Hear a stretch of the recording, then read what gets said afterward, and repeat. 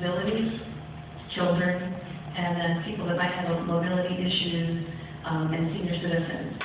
So the idea is that shouldn't everyone in our communities have the opportunity to choose to be active in their transportation and choose to have a way to get around their community that's safe, if they don't have a car in particular.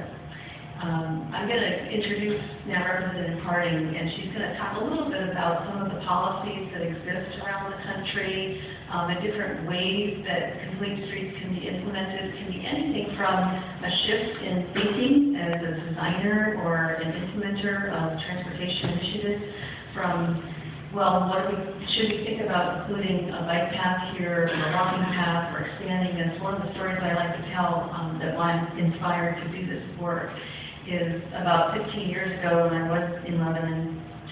There was a young boy named Matthew. He was 8. And his mom was a single mom, working parent, and she decided to take the responsibility one summer of being at home by himself for a certain part of the day. So one day in the summer, he decided that he wanted to go to the outdoor pool in Lebanon. The only challenge was that it was 5 miles from his home in West Lebanon. But nevertheless, he decided to walk that 5 miles to get to the pool to go swimming. Well, he chose the route of going along Miracle Mile in London. I don't know if you are familiar with that, but it's a very busy street. Now it's got a bike lane, but 15 years ago it didn't. And he made his way from his home in West Lebanon all the way to the pool to go swimming, and then called his mom and said, "I'm here, can you come pick me up?" Well, later I saw her in the grocery store, as I did so many of the people that I served when I was in Lebanon, and we got to talking, and she said, "I need to tell you what Matthew did the other day." And when I heard that story, I was both alarmed and impressed, as you might imagine. Alarmed because an 8-year-old was walking on a busy street. Impressed because he took the initiative to get to where he wanted to go as an 8-year-old, and that was impressive, I thought. But it really inspired me to begin to do this work and to develop safe passage for everybody in our community, especially children.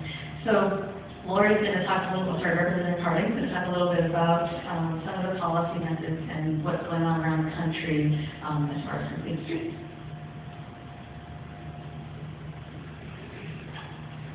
Thank you very much, Cindy. And actually, I may have to let Cindy talk about some of the content because I have to be back across the river, as the Commissioner said, right around 10.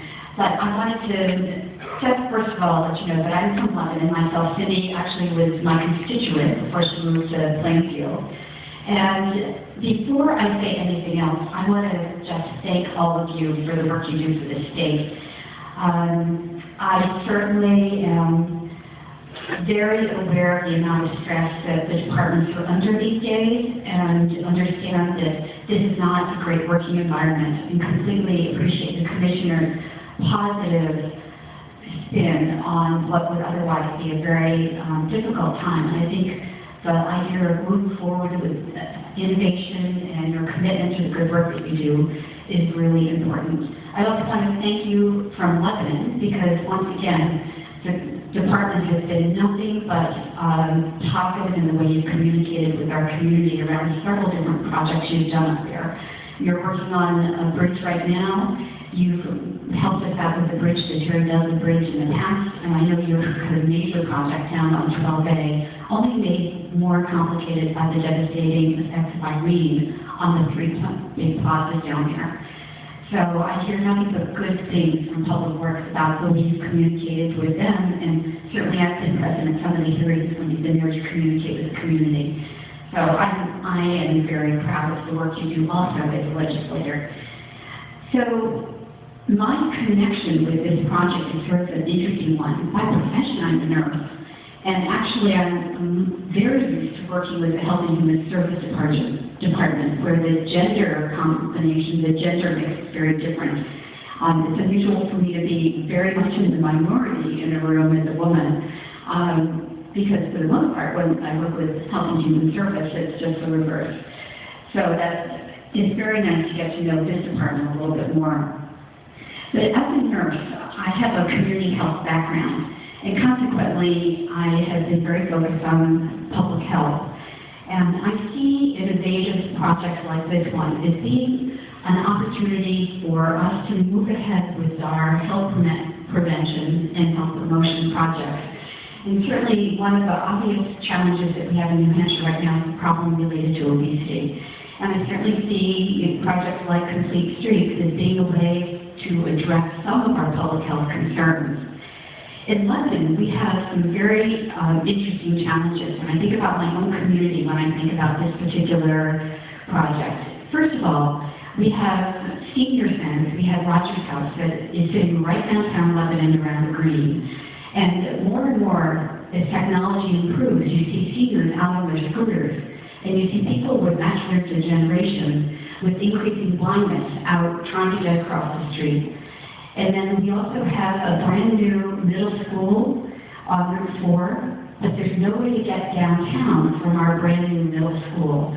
Route 4 is very busy, there are no sidewalks there. And then the other thing that makes me think about the value of Complete Streets is the fact that this past summer, we had a death in the Upper Valley, a cyclist who was riding on a road with no shoulders. So I think that projects like this will serve us all very, very well. And around the state, Keene has adopted a Complete Street policy, Concord has adopted a Complete Street policy, and I hope that the department will give some serious thought to thinking about road design with this concept in mind. And there are a lot of different ways states have addressed the Complete Street issue, and one of them has been through legislation. And it may be coming down the road, if this department is a willing supporter of this concept, we might try a Complete Street initiative, not in 2012, but possibly in 2013. So I'm very interested in your feedback and your thoughts about this, because I think that this is the way of the future, and it's completely consistent with the Commissioner's desire to look at innovative projects. You all, in your design work that you do, have the ability to really change the way we manage our communities, the way people socialize, the way people shop. It's a very powerful position that you're in, really, because if we only designed our streets parallel to one another, you can think of the impact that that would have on the community if there were no sidewalks at all and no bike paths at all. So going forward, I think that this is a wonderful possibility. The other thing that's exciting about it is that this gives your department potentially the opportunity to interface with other departments. And one of the things that's very clear to me in this day and age is that we can't operate in silos anymore. We don't have the money, we don't have the human resources to only be microscopic about the work we do. And a project like Complete Streets will enable you to potentially interface with health and human service. It will enable you to interface with safety. It will enable you to interface with education, just for 3 departments as examples. So I think going forward, you've got a wonderful standard that you set here in the work that you do. And there's no reason why you shouldn't be sharing those standards with other departments as we move projects like this one forward. So I'll be looking forward to hearing about Cindy's comments and the feedback that you give her. And hopefully this is something that we can look forward to the future to working on together. And once again, I'm very grateful for all the work that you do, and thank you for this opportunity to speak to you this morning. And I'm off to see our friends on the other side of the river. Thank you.